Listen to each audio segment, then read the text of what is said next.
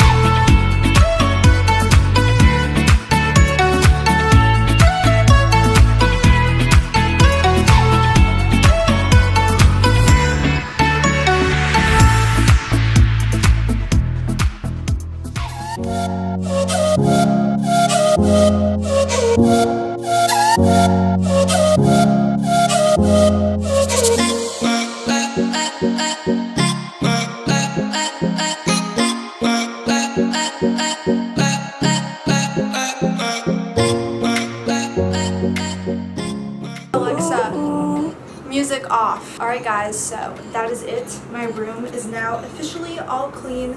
Closet, bathroom, and bedroom. I cleaned out all of my drawers, all of my bins. Everything is like super clean. I have donation, a big old trash pile that I'm about to take out, and I feel so much better since I'm about to go back to college. I just want to do like a big clean out.